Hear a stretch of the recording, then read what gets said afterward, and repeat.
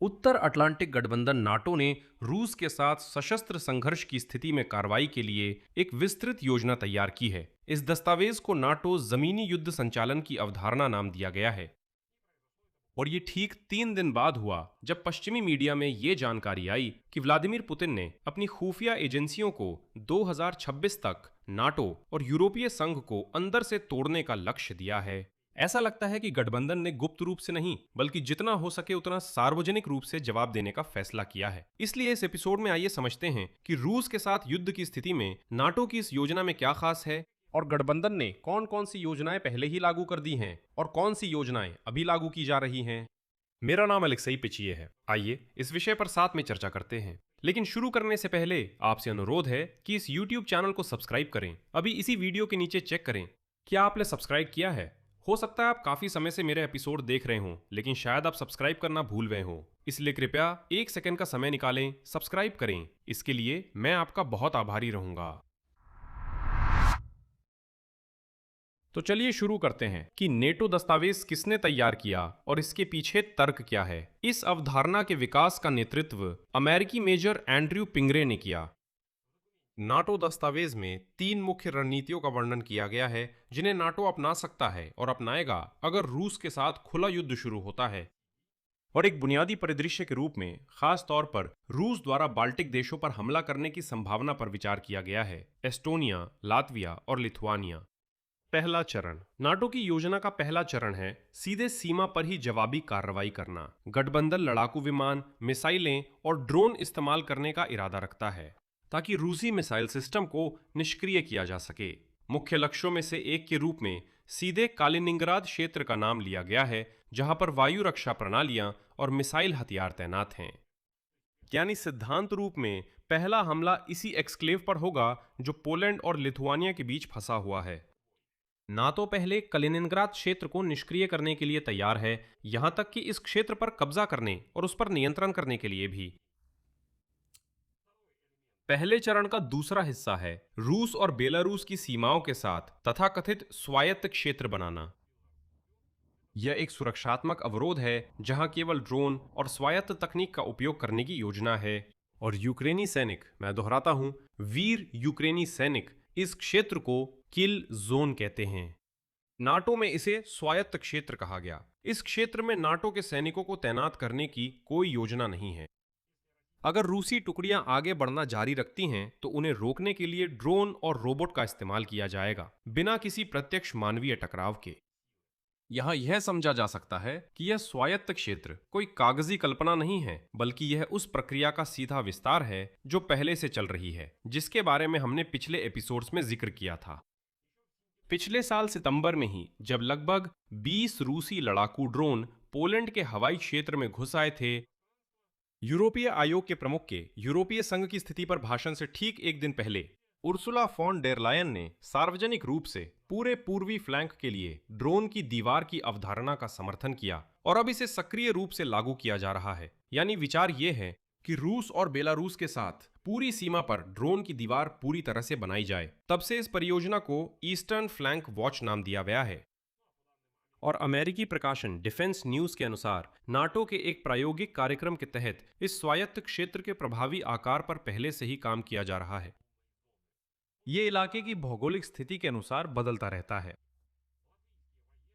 लातवियाई सैनिक पहले से ही रोजाना केवल मानव रहित प्रणालियों की मदद से ऐसे क्षेत्र को नियंत्रित करने का अभ्यास कर रहे हैं, और वे इस मामले में वही शब्दावली इस्तेमाल कर रहे हैं जो सीधे यूक्रेनी अनुभव से ली गई है, क्योंकि यूक्रेन की सशस्त्र सेनाओं में भी फ्रंट लाइन के साथ ऐसी ही एक पट्टी है जिसे ड्रोन और तोप खाने से पूरी तरह कवर किया जाता है, जो 15 किलोमीटर या उससे भी ज्यादा लंबी होती है। उसे अनौपचारिक रूप से मारक क्षेत्र या किल जोन कहा जाता है। गठबंधन के आधिकारिक प्रतिनिधि, जिनका नाम म्यूरे है, ने 3 स्तरीय निरोध की पूरी प्रक्रिया को इस तरह समझाया। उद्धरण: पहला कदम है उन्हें रोकना, दूसरा है उन्हें थामना, तीसरा है ऐसी स्थिति में लाना जब उन्हें अपना युद्ध गठन बदलना पड़े। ठीक उसी समय वे वास्तव में सबसे ज्यादा कमजोर होंगे। अब बात करते हैं कि क्या होता है अगर पहली रक्षा रेखा काम नहीं करती और दुश्मन यानी जंगली और गंदा रूसवासी फिर भी आगे बढ़ता है। योजना का अगला चरण रूस की अपनी ही जमीन पर सैन्य ठिकानों और आपूर्ति केंद्रों पर सीधे हमले करना है। संभावित लक्ष्यों में सैन्य हवाई अड्डे, रक्षा उद्योग के कारखाने, पुल और रेलवे ढांचा शामिल हैं, जो सैनिकों की आवाजाही के लिए इस्तेमाल होती है। ड्रोन और रोबोटिक तकनीक को रूसी क्षेत्र के भीतर गहराई तक ले जाने के लिए हवाई परिवहन यानी पैराशूट से उतारना का इस्तेमाल करने की योजना है। और इस योजना का एक अलग और बहुत ही महत्वपूर्ण हिस्सा है सिर्फ तकनीक पर नहीं, बल्कि खुद रूस के अंदर मौजूद लोगों पर भी भरोसा करना। खास तौर पर अलायंस विशेष बलों को तैनात करने का इरादा रखता है और उन रूसियों से भी संभावित समर्थन की उम्मीद करता है जो अपनी ही सरकार के खिलाफ हैं। उनकी कार्रवाइयों का उद्देश्य आपूर्ति को बाधित करना है। इससे रूसी सेना की आपूर्ति में रुकावट आएगी और आक्रामक अभियानों को अंजाम देना मुश्किल हो जाएगा। साथ ही दस्तावेज में एक मौलिक प्रतिबंध स्पष्ट रूप से उल्लेखित है, लेकिन अगर वे ये नहीं जोड़ते तो वे पश्चिमी लोग नहीं होते। नाटो का उद्देश्य रूस पर कब्जा करना नहीं है। बात सिर्फ इतनी है कि आक्रमण को रोका जाए और सेना को वापस राष्ट्रीय सीमा तक धकेला जाए। यानी घोषित उद्देश्य के अनुसार योजना रक्षात्मक है, भले ही इसमें रूसी क्षेत्र की गहराई तक हमले शामिल हों। लेकिन आपके मन में वही मुख्य सवाल उठ सकता है जो मेरे मन में भी आया। नाटो ने इस योजना की जानकारी सार्वजनिक रूप से क्यों साझा की? आमतौर पर इस स्तर की सैन्य रणनीतियां गुप्त रखी जाती हैं और बिल्ड के अनुसार इस रणनीति के मुख्य तत्वों को प्रकाशित करने का उद्देश्य निरोध का काम करना है। रूस को पहले से ही समझना चाहिए कि अगर वह गठबंधन के किसी सदस्य पर हमला करता है तो उसके क्या परिणाम होंगे। यह परमाणु और पारंपरिक निरोध की एक क्लासिक सोच है। यानी औचकपन बनाए रखने के लिए योजना को छुपाना नहीं, बल्कि उसे दुश्मन के सामने पूरी तरह से खुलकर दिखाना, ताकि आक्रमण की संभावना पहले से ही हारने वाली लगे। हालांकि ये समझना चाहिए कि इस खुले हिस्से के पीछे निश्चित रूप से एक गुप्त रणनीति भी है, जिसके बारे में रूसियों को नहीं बताया जाएगा। और अब आपके लिए एक मजेदार कहानी है। रूसी अधिकारी बार बार ये कह चुके हैं कि मॉस्को का नाटो के किसी सदस्य देश पर हमला करने का कोई इरादा नहीं है। मैं आपको याद दिला दूं, 2023 में भी, यहां तक कि 2022 में भी, और असल में हर साल पुतिन ने खुद कहा था कि रूस के पास उद्धरण ना तो कोई भू राजनीतिक, ना आर्थिक, ना ही सैन्य कारण है नाटो से युद्ध करने के लिए। लेकिन आप सभी को याद रखना चाहिए कि एक रूसी नागरिक क्या होता है। रूस का नागरिक, जैसा कि पुतिन है, एक झूठा प्राणी है जिस पर बिल्कुल भी भरोसा नहीं किया जा सकता।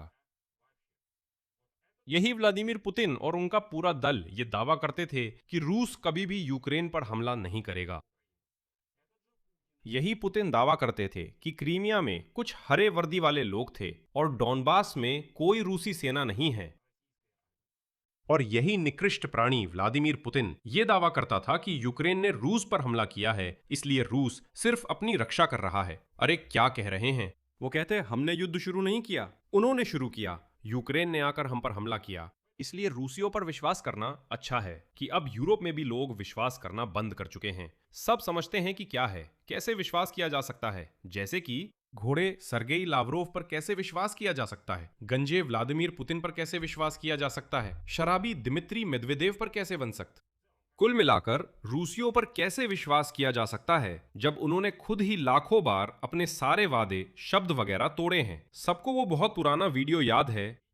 ये बात राष्ट्रपति काल की शुरुआत, बल्कि पहली चुनावी दौर के समय की है। यहां तक कि पहली चुनावी दौर में जब पुतिन कथित तौर पर चुनाव लड़ने जा रहे थे। खैर, हम सब समझते हैं कि रूस में चुनाव क्या होते हैं। उन्होंने कहा था, आप क्या कह रहे हैं, हम कभी भी यूक्रेन पर हमला नहीं करेंगे, बिल्कुल नहीं। आप क्या कह रहे हैं, ऐसा कभी हो ही नहीं सकता। फिर 2007-14 में उन्होंने कहा, क्रीमिया में कुछ हरे वर्दी वाले लोग थे जिन्होंने सैन्य दुकान से वर्दी खरीदी थी। और फिर वहां 1.5 या 2 साल बाद उसने कहा, हाँ वहां रूसी सेना थी। आप बस सोचिए, ये प्राणी कितना डरपोक है। वो ऐसा सोचता था जब तक वहां पूरी तरह से सब कुछ पक्का नहीं हो गया था। उन इलाकों पर नियंत्रण हम ऐसा दिखाएंगे जैसे ये हमने नहीं किया। और जब उसे समझ आ गया कि उसने कब्जा कर लिया है तो वो बोला, ठीक है, हाँ ये हमने ही किया था। कुल मिलाकर बात यह है कि रूसियों पर कभी भी जरा भी भरोसा नहीं किया जा सकता। नतीजा यह है कि एक तरफ हमारे पास नाटो की दस्तावेजीकृत, विस्तृत और अब सार्वजनिक रूप से उजागर की गई सैन्य अवधारणा है जो यूक्रेन की सशस्त्र सेनाओं के असली युद्ध अनुभव पर आधारित है, जिसमें पूर्वी सीमा के साथ साथ पहले से ही व्यवहार में आजमाई जा रही स्वायत्त जोन की तकनीक भी शामिल है। दूसरी तरफ हमारे पास मॉस्को की बार बार की गई आधिकारिक आश्वासन है कि वो गठबंधन पर हमला करने की योजना नहीं बना रहा है, लेकिन न जाने क्यों वो हमलों के लिए ठिकाने तैयार कर रहा है और पूरे यूरोप में तोड़ फोड़ कर रहा है। लेकिन ठीक वहीं जिस दृढ़ता के साथ नाटो ने अभी इतने विस्तार से योजना को सार्वजनिक करने का फैसला किया है, सिर्फ 3 दिन बाद ही जब पुतिन के गठबंधन को अंदर से तोड़ने के इरादे की खबरें आईं, ये अपने आप में बहुत कुछ कहता है। मॉस्को की इन आश्वासनों पर पश्चिमी मुख्यालयों में भरोसा अब इतनी कम हो गया है कि उन्होंने दुश्मन को पहले ही अपने पत्ते दिखाना जरूरी समझा। ये इसलिए नहीं किया गया कि समय से पहले डराया जाए, बल्कि इसलिए कि मॉस्को के पास यूक्रेन के अनुच्छेद 5 की परीक्षा करने की किसी भी कोशिश की कीमत को लेकर कोई गलतफहमी न रहे। वैसे मजबूती की बात है। यहाँ मैं 3 बिंदु लगाता हूँ। अपनी राय और निष्कर्ष इस एपिसोड के नीचे कमेंट में लिखें। चैनल को सब्सक्राइब करें, घंटी दबाएं और लाइक करना ना भूलें। यही सब था। अपना ख्याल रखें। सबको अलविदा।